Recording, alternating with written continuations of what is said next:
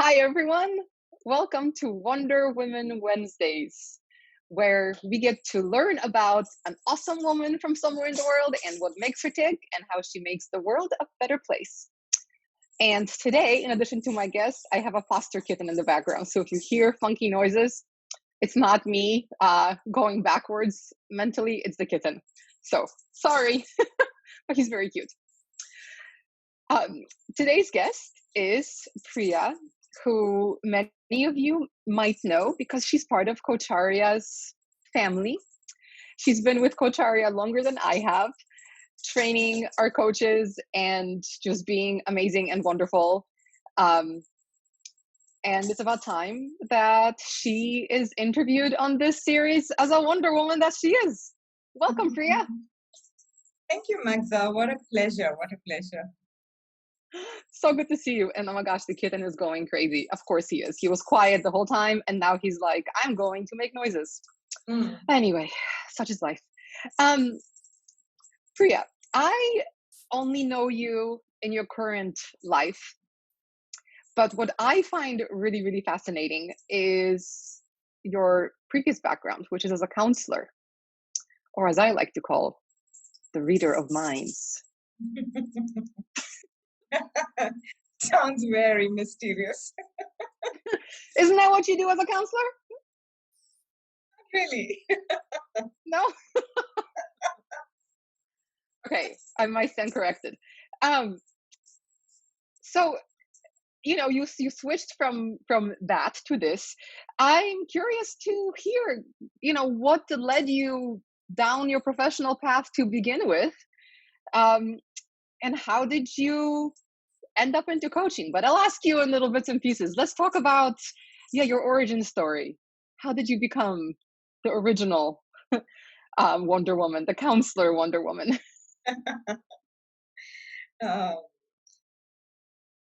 Magda, actually, my life has always been a journey of invention and reinvention. So I had never, as a child or a student, thought that I would end up in the space of human behavior, people engagement, human minds, as you call it. Never really planned it that way. But I went always with the flow. I just went with what seemed right at that time. And it has been right because I just always went with my, instinct. This feels right now. So, I got married pretty early in life, and I had my little kids. And so initial years of my life was structured around their schedules, and, I was a full-time mom. And then, the itch starts, right? I need to do something. I need to do something different. So I did my master's in economics and master's in psychology. And just while away my time, I got into a school. And in the school, I saw a lot of little kids. It was a nursery school. I didn't want to get into high school. It was nursery children. And I received a lot of joy in that space. But there were also children who were having some behavioral problems. And as I, very curious I was to understand what that was all about. And I figured that, what happens with the children are really a symptom of what happens at home with their caretakers, caregivers, parents, and, their environment. So I said, I want to study some more about it. And that's how I got into the space of counseling and supporting parents, really. It started there. So I did some courses, I did some experiential learning around it, and then I said I need to back it up with some academic certifications, right? So I did a few of those. I did my master's, I did some certification on family therapy, a little bit on CBT, and all things that I needed to support this. And I had a private practice, did really well. And I moved towns due to family moving towns. I moved cities and we came back to India. And I had a good practice here. I also worked with corporates on their EAP programs, to support their employees. as a counselor. Then I said, no, you know what? I think I want to move this way. And I want to get into more of understanding what's happening in the corporate world. And so it was a very organic transition, Magda, into that space of coaching from counseling. It's been a lovely ride, I must say, because like I said, I've just been always inventing and reinventing myself. Yeah. It's interesting when you talk about starting with observing children, then going into caretakers, then going into corporates, and then going into, gosh, I don't want to say hardcore corporates, but like you're working with professionals now. Is are, part of me is like, huh, interesting. There's a common thread in everything, right? It's human behavior, but it still is very curious that you took that transition in terms of the ages and the background. Are there certain things that you found that are true for all the different kinds of people that you've worked with or observed? Yes, in as much as they're all very human, they go through very similar emotions. I don't think someone in the corporate is very different either. Some of the challenges may be different, but I don't believe that there is one half that's a corporate leader and one half who is another part of him. I think they merge. You can't divide people into multiple parts, right? It may be different roles, but intrinsically they're all the same, going through similar emotions, going through similar challenges. So it has been really not very different in that sense.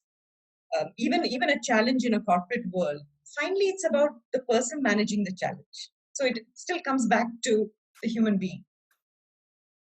So we're all human in the end. Absolutely. It's interesting for me to hear you talk about this because you're like, yeah, everyone's the same. Whereas to us who aren't trained in the art of human behavior, I don't think we would all look at it like that. So it just shows that, for you, it's just a thing that you do. It's your superpower, if I can call it that. It's a thing I love to do.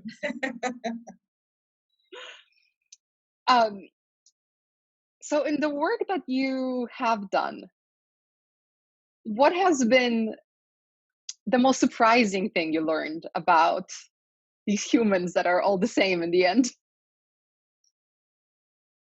When I say they're all human, all same, Magda, each one is unique in the way that they navigate their lives.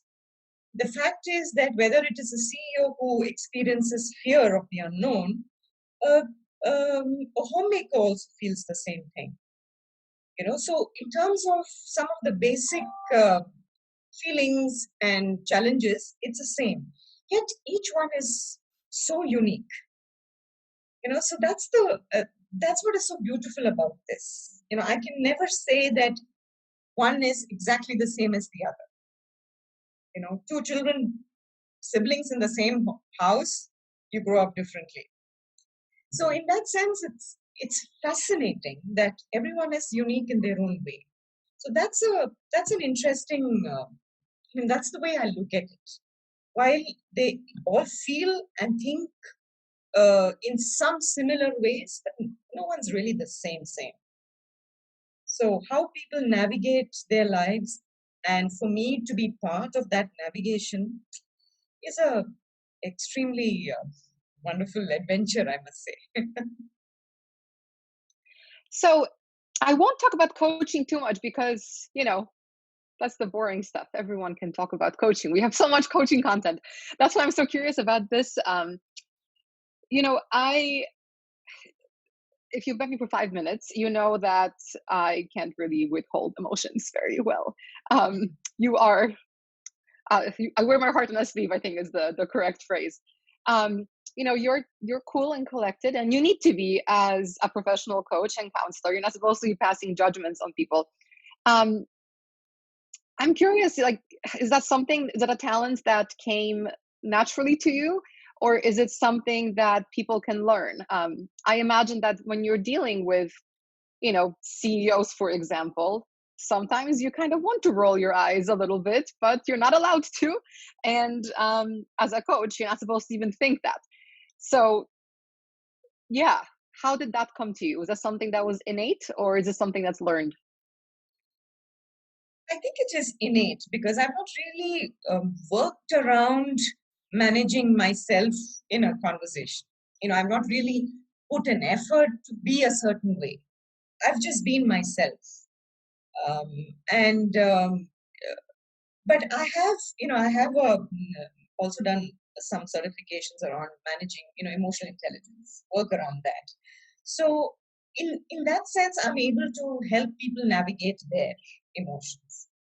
But how my cool and calm, I always believe, Magda, that what everyone's going through, about unconditional positive regard, right?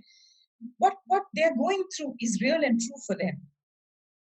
And if it's real and true, there's just nobody else in the world who can even roll eyes or think differently. It's just them. And it also stems from the fact that I'd like to be treated that way. When I share what I'm experiencing, I'd like to be treated that way, that there's no judgment around it. It is what it is. And it is me. That's what makes me who I am. So, it isn't something that I have really worked towards, building that skill. But I must say that while I'm working with leaders and working with human beings, some of the things does trigger emotions in me. But then that's for me, for my inner work later. So it's something that I do. I do a lot of reflective practice. So I always sit back and say, what about that really triggered me? And what's in it for me to sort out? So that's the work I do. So I don't know organically if that's what has helped me stay this way. But honestly, I haven't consciously worked on making that happen. So it's another superpower. I don't know that. But Hey. I'm real, Magda. I'm real. I do have my moments when I crack up and have tears. Yeah. Good. You are a real person. That's exciting. When you talk about unconditional positive regard, I mean, I love that concept. It's changed how I view the world when I learned about it. So it's super, super cool.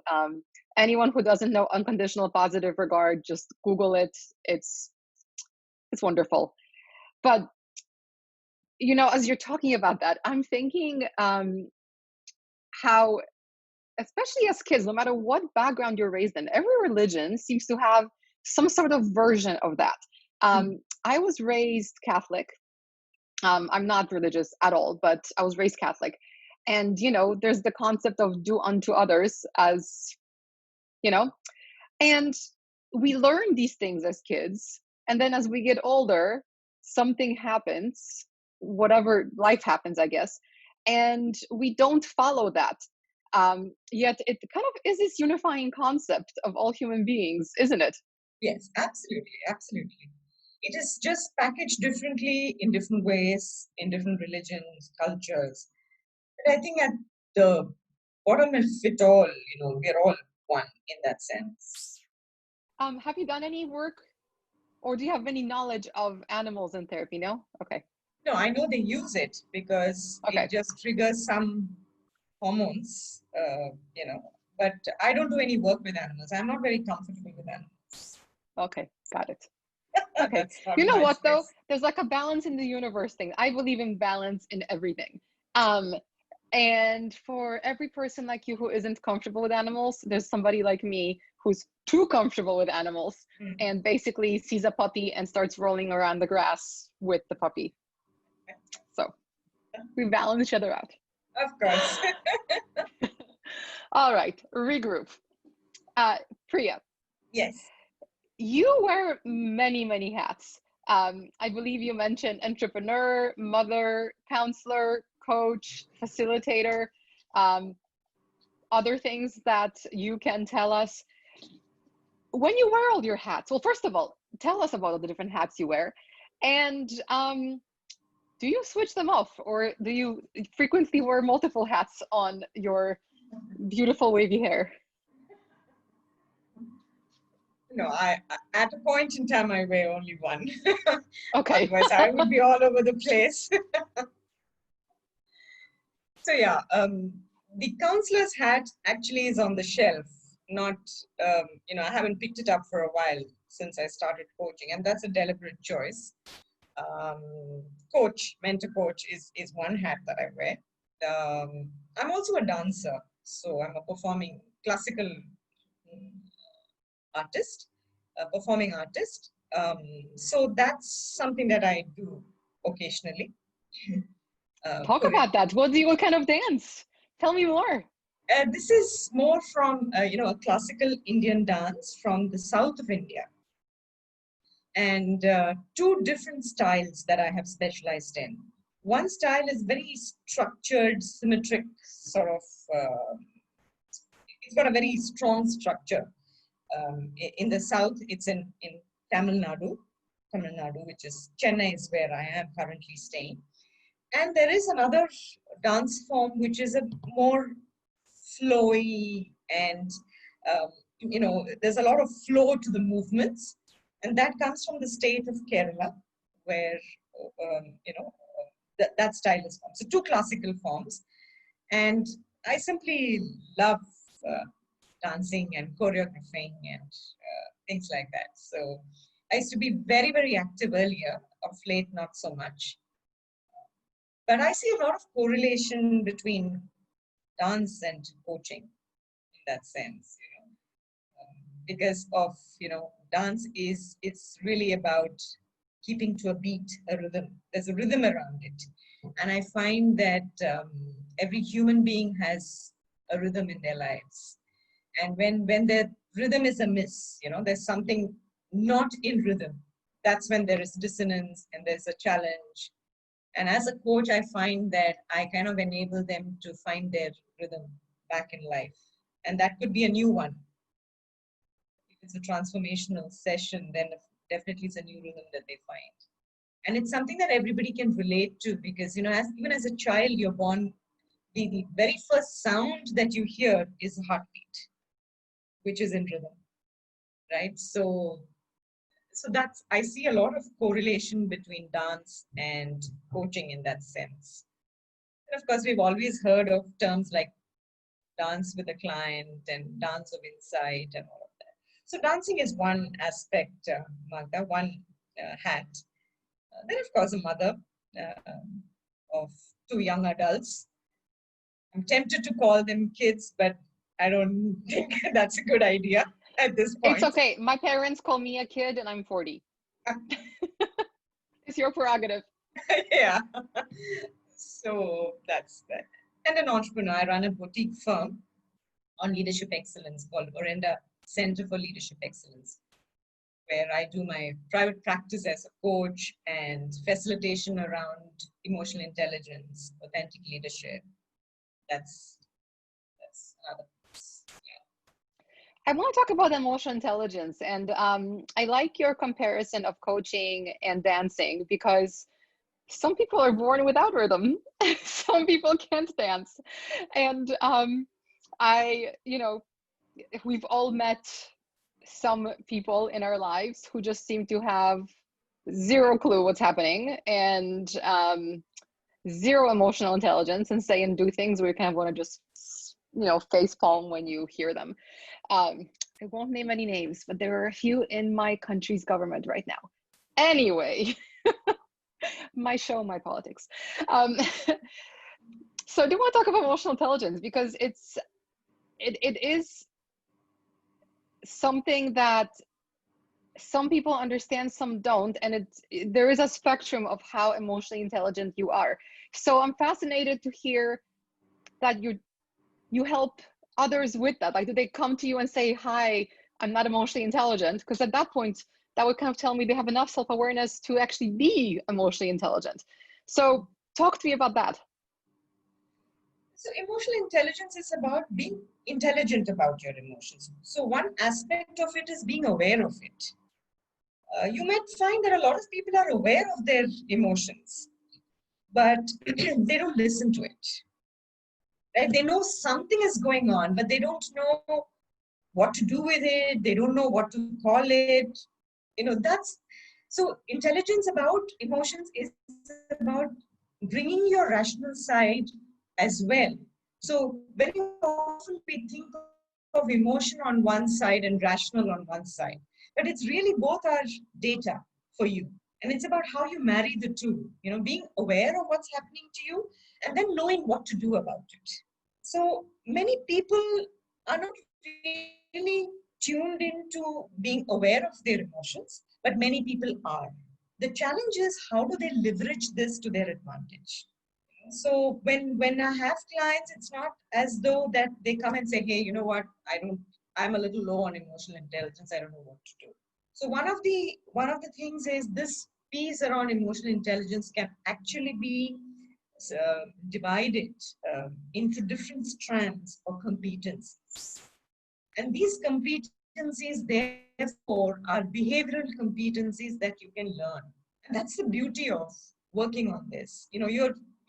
There's always scope to learn, and someone who has not got it can actually embrace this, can get intelligent about their emotions and use it to their advantage. Or the way we grow up, I think there's just far too much focus on the rational side, and so we don't really hear what's going on inside our felt sense, for example. What's our body telling us? What's our emotion telling us? Very often, Magda, when I've asked people, so how do you feel about it? They always talk in terms of this is what I think about it. So even the language, the emotional literacy sometimes is hard. So when I see that there are issues with relationships, there are issues in conversations, people can't take decisions, there's always something around emotions underlying this. And then, that's when we move into working on strengthening that. So it's not like they come and say, I want to work on this. Not everyone is even aware of that. But you know that when they have difficult conversations, when they have issues in relationships, there is an underlying, there is scope and space to work on this. So you talk about these things starting early. I'm just trying to think back to my upbringing, and I grew up in communist Poland, so it was completely different. Um, Feelings, emotions, and thoughts weren't, something you're supposed to have at all. But even kids who are in school now, I feel like that has not been something that's been emphasized with them. When I look at little kids, like my little niece who's just turned 4, that generation, I have really high hopes for them because I feel like they're more well-rounded people. They're being raised to think about the holistic self, which is awesome. But for the rest of us, we just didn't have that privilege. So the children are the future, and the ones who are in high school in their early 20s right now, that's the next wave of lawmakers, of leaders of this world. So what can we do as people who are slightly older, and I'm 40 now, this is so depressing, what can we do to help these future leaders be in touch with their whole self so they can be these good leaders that we know they can be? Yeah. It's a brilliant question, Magda. And this has always bothered me. The fact that, like you said, your niece, the little children are intuitively in touch with their emotions.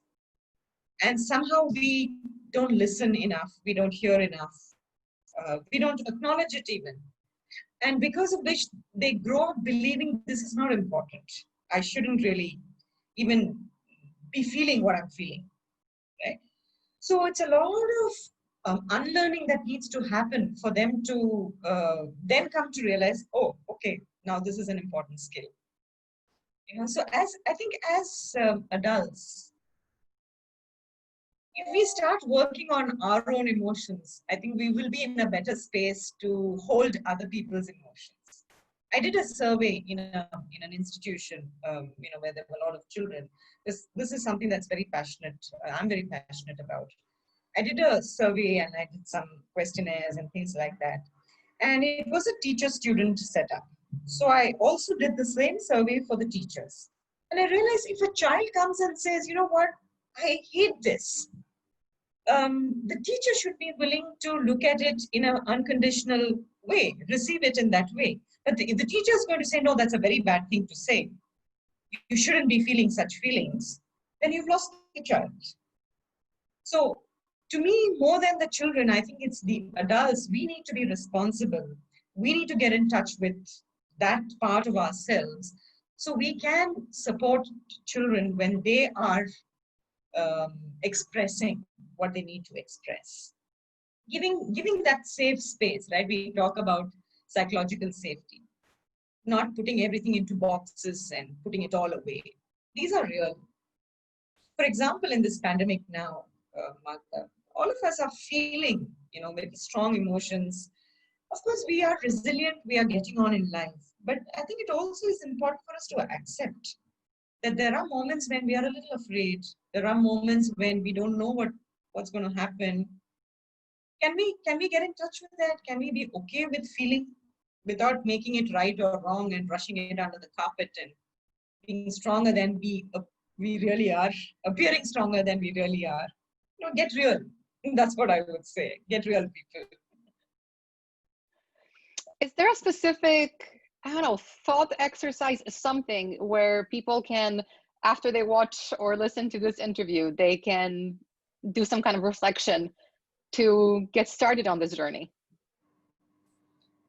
So when I started off, studying this, what I used to do, and this is something that I can share, is every about 2 hours, every 2 hours in a day, I would just kind of put my hand on my heart and ask, what am I feeling now?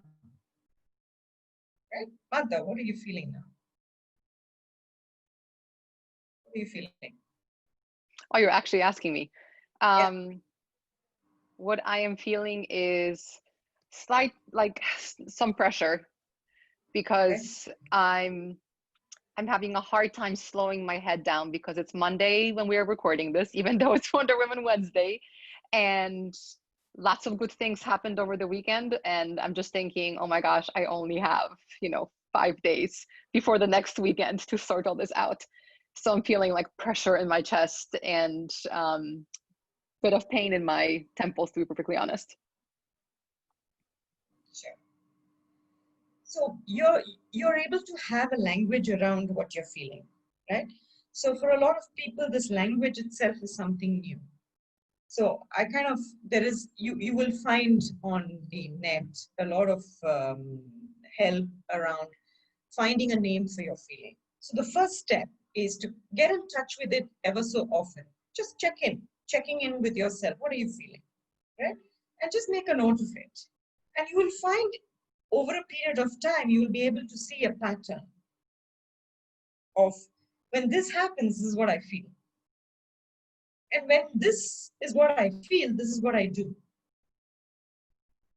And it's getting more and more in touch with that pattern that happens. So the feeling, the thinking and doing, and the way it goes around, we're able to then start understanding what does this mean for us. Okay? So the first thing is creating that awareness. So that's a small activity you can do to just build that muscle around being aware of what's going on. I like that. And, I've never journaled. Well, it's a lie. I did do morning pages for a while and I really loved it. But I never journaled. And part of it was because I've always felt kind of weird as like, what am I supposed to write about? Only exposure I had to journals was in movies where there's some teenager, Dear Diary, talking about her crush. And I just did not relate to that. But this strikes me like this check-in process. It strikes me as something that would be worthwhile journaling. So if you don't remember everything once you've checked in with yourself, if you write it down, you could actually take a look and kind of see what's been happening based on what you're experiencing. Because emotions tell you something, right? I mean, there's a message there. If it's a difficult emotion, then there's a message there. So the more you get in touch with it, the easier for you to look back and say, what's happening here? What's this telling me?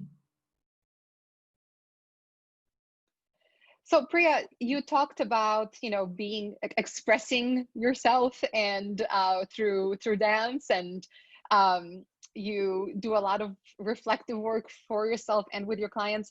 What about external influences? Have there been any people that have played a big role in your life and in your journey as a professional and amazing woman?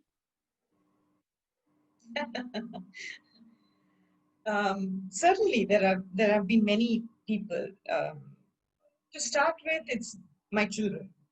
Like they say, that child is the father of man. So every challenging conversation, every good conversation I've had with them, I've learned something.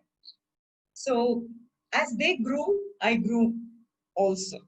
So they've been a very big influence. And of course, my husband, he's also been a big influence in recognizing a few things that I hadn't recognized about myself. So it gave me the confidence to go out there and do things that I love to do. My parents, of course, and I've had one or two good mentors. And I really feel blessed that when I'm ready, I've had them enter my life. And they've taught me, it's not really about teaching me some particular thing. It's just taught me to keep seeking, keep learning. That's something I've learned from a couple of mentors I've had. And they keep, so more, learn more, understand more, seek more. And it's not a pressure, but it's the joy of doing that. And so one of them I've had a conversation with because, people go through existential crisis. I'm no different. And I've had that question, what's my purpose in life, right? And I've had a conversation with one of my mentors, and we had a lot of conversation, and post that conversation, I sat down to reflect and said, what is it? What's all this I'm doing, touching lives, enabling lives, the joy of it? What am I really doing here? And then I figured out that it's not about me doing, it's just who I want to be. And the more I am a better version of myself, I think the better I can show up for the world. And that comes from, learning about myself, learning about concepts around all of that. So these mentors have touched me in my life in many ways. So there have been a lot of such influences, Magda. Actually, even my clients, they have also influenced me because, when they are being themselves, I'm just very inspired how people can, take that courage despite fear. And despite fear, people can take that courage, believe in themselves. And it's not like they've achieved and climbed Mount Everest, but in their own way, they have taken that next step. I feel very, very inspired by that. So there are many. Thank you. And I want to really say thank you to all of them, actually. That's awesome. So with these different influences and with your clear passion for learning and value of learning and the different hats you wear, let's just recap: entrepreneur, mom, dancer, coach, counselor. What did I miss? No, that's all. Whatever else I missed that you're not admitting to right now. How do you prioritize? Yeah, it's not been easy, right? It's not been easy for me to um, make that decision in the moment. But some of the decisions have been tough. And I wrote about this in LinkedIn as well sometime, where I said, every time you're stuck as to how do I prioritize, what has worked for me is to just, I like to just go into a quiet space and ask, get to the center of me, touch the core of me. What is it that I really want here? What's the most important thing for me here? And then it kind of falls into place. Sometimes I'm juggling with multiple things and I'm going all over the place. And that happens when I'm not in touch with myself. When I'm able to just sit back and get in touch with myself, it's a lot easier to prioritize. And prioritize is always about what's really the best thing to happen at this moment. What is the best version of me saying that I should do this now, or that I should do something else now. Right? So that's sort of been my anchor to navigate. Sometimes I'm not saying that I'm always right, always do it, prioritize correctly, but it's been easier if I'm able to connect with myself. Work in progress. I think we all are. One thing Absolutely. that's coming up for me is one of many things I learned from Ram. He always told me, do things out of love and compassion, not out of guilt and obligation. And I just love that so much because, again, I was raised Catholic.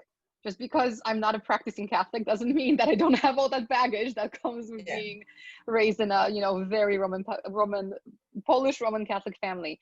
And at least for me, I don't have this anymore, but it used to be a bit of a struggle. Like, it's not even what my best self would do, or what do I think is best in the moment, because I would have this like nagging feeling in the back of my mind about, well, hold on, but I should do this, I should do that, because, and it's been really, really hard to say no to those feelings and kind of change how I think of my own motivations. So it's, yeah, definitely a journey. And I guess if you are someone who is kind of guided by that background, let's say it is Roman Catholics, because a lot of us who are raised that way have that guilt. Where do you start to really get to know yourself so that you can have these, quiet dialogues to figure out what's important to you? It's about, I think, trusting yourself. Again, it goes back to getting in touch with yourself. So, Priya, I think we learned a lot from you around the importance of self-awareness and getting in touch with your emotions. So I think that's something everyone can take away and have a think about, and checking in with themselves. And over time, you will get better at not just, how you deal with things, but how you can deal with the world around you. But if there's, how do I ask this? If there's one thing that everyone who's watching this and listening, there's one thing they can do when this is finished to make the world a little better, what can they do? Be a better you. Okay, what does that mean? I'm reminded of a story, Magda. There was this story of of a man actually who climbed up the mountains to meet God. And God said, "Hey man, I'm waiting to see you. I have a task for you." So he says, "What task do you have of me?" He says, "No, go out there and change the world." Okay, so the man said, "I'm just a mere mortal. What do you expect me to do to change the world?" God or mentor, whoever you want to call it, he said, "Nothing much to do, just change yourself." Right? That's a big moment. So, what's the one thing that I want to tell people? If you really want to change the world, touch lives, start working with yourself.